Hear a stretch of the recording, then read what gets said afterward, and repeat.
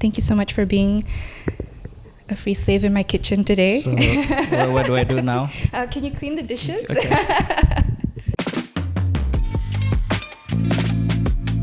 I think the best word for me lah, birth and artwork,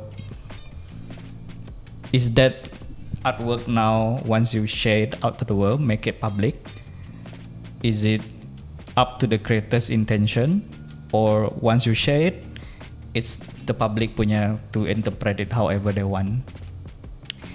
I would say I'm a bit on the fence with this question.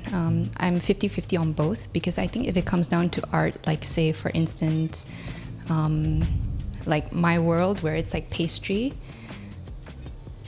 to have someone critic it and be like, oh senang jap mo lah ya, and not appreciate the art of it, it comes off as quite offensive, because we charge our prices because it took us years to actually learn the skill and perfect it, to be able to create something complicated but make it look simple in such a short amount of time. But people don't see that. They just see it as, oh ya cake jap pun, macam apa nak susahnya. But the thing is, if a wedding cake was so easy, everybody would be doing it, right? So I think in my world, I would say that to be criticized for your work, it becomes acceptable only to a certain extent. If you're giving constructive criticism and feedback to actually improve in terms of taste or presentation, then it's acceptable. But if you're intentionally putting down someone's work, then that is where you kind of like have to draw the line. But then at the same time, if we're talking about abstract art, then that really is where the floor is sort of open for the viewers to actually interpret it in their own ways. Because sometimes dolo na aku si faham apa specialnya pasal macam, you see like those art galleries in New York and you see like all these weird art and you're just like apa benda to, like even a kid can do that.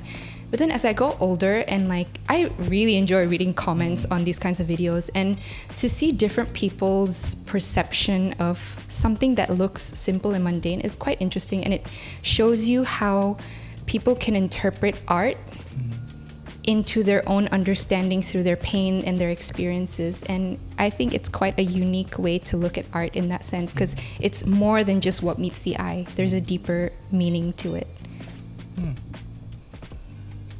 I think creator's intention with the art is a starting point to how you want to interpret the art. So like if you were to make a cake, you intend it for wedding cake, but people didn't know it, and then they'll be like, oh, it would be nice for this, it would be nice for this other thing. That's kind of not a good criticism, because part of being a good critic, and I do want to say that critics are needed. They have to exist. You cannot have no critic. But for a good critic, they need to understand the context, the full context of the art, because arts, it comes back to story and expression. So if you don't understand the story, you don't understand the lore, how can you interpret the work? Exactly. So the creator's intention to me is a starting point. Agree. If you want to be a good critic, which I encourage you to do, listening is the first thing, the first skill that you need to master. And also having a deep understanding and knowledge of that certain topic before you spew out your ideas, unsolicited ideas, unfortunately. Hot tea. Cheers.